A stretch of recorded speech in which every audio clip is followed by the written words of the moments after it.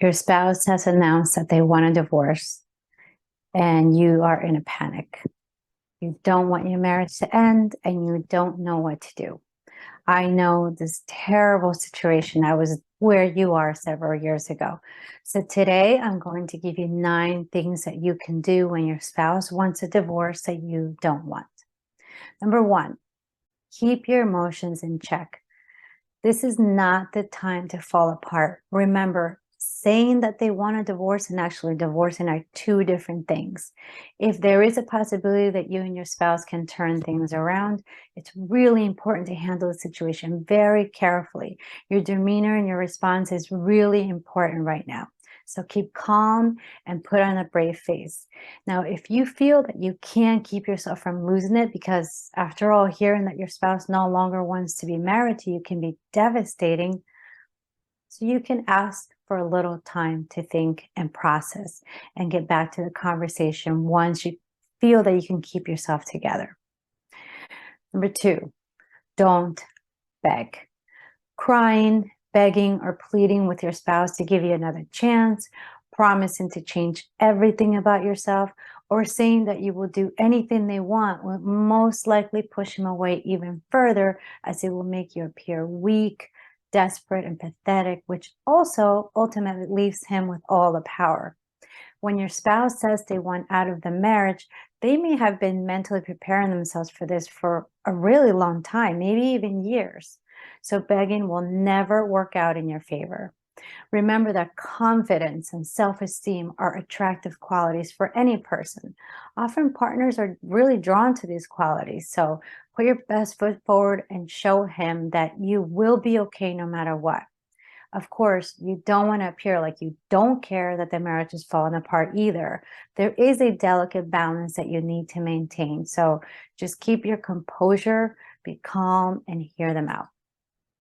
Number 3, don't do or say anything that will come off as controlling, such as screaming at him or telling them that they can't do this, or they're horrible human beings for tearing the family apart, or pushing them to go to counseling if they are resistant to the idea.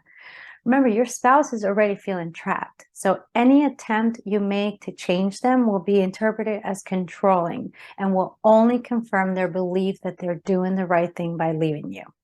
Instead, listen to their concerns without becoming overly emotional.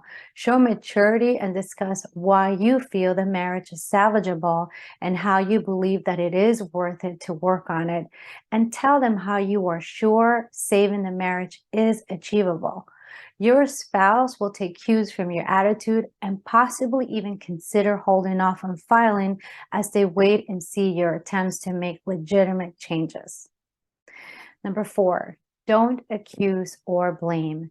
Your objective right now isn't to be proven right. Your goal is to save your marriage, right? So put the blame aside and put your focus back on saving the marriage and not on who is at fault. Put the anger aside and concentrate on what you can do to change the current circumstances on your marriage. Everything else should be shelved for the moment. Put yourself in your spouse's shoes for now. So if you're having an affair, stop. If you have addiction problems, get help. If you have anger issues, get help, and so on.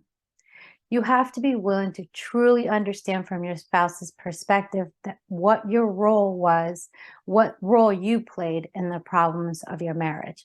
However, this is not to say that all of the problems are your fault. When a marriage falls apart, there are always roles that both parties played. As a matter of fact, never accept that the problems in your marriage are entirely your fault. Number 5, don't accept that your partner wants a divorce and tell him to leave your home, and don't you leave your home either. Unless you're truly ready to get divorced, don't say something that you don't mean, because you will not be able to take this back. Because once they leave, they will most likely be gone for good, and you don't want to let pride or anger take over and lead your reaction, as you will be left full of regrets. Giving them space is really good, but telling them to leave, it's not a good idea. Number 6, seek professional help. When a marriage is severely broken, it will take time to put it back together, and often the only way to do this is with professional help.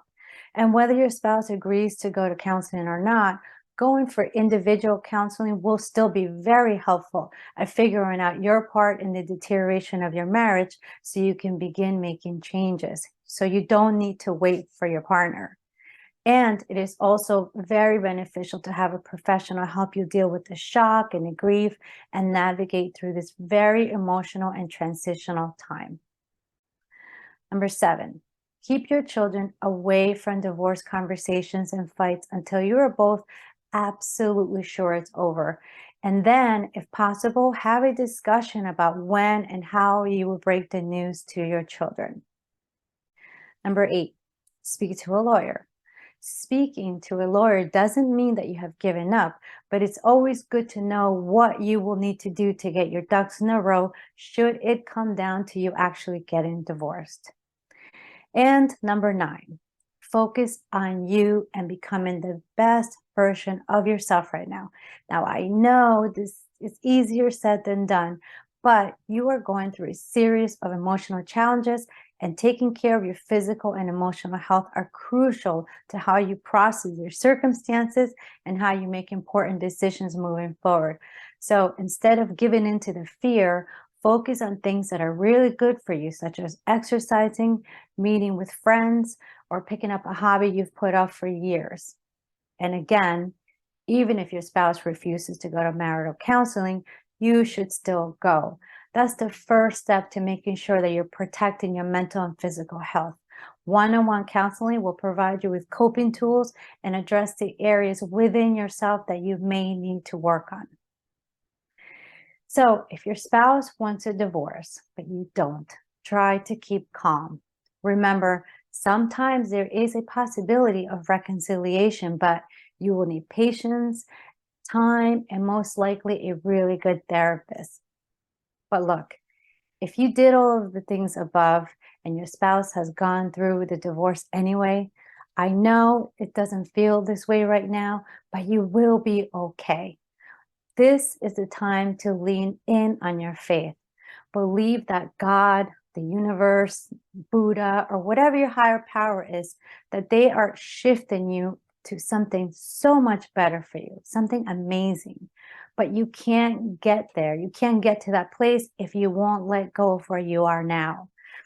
Trust me, I know it's terrifying. I know it's not what you want. But once you accept it, you may just find that the life you have after all the smoke has cleared ends up exceeding your wildest dreams. So that is it for today. Thank you so much for watching. Again, please don't forget to subscribe to my channel and hit the notification bell so you know when I upload new videos. Thank you so much, and I will see you next time. Take care.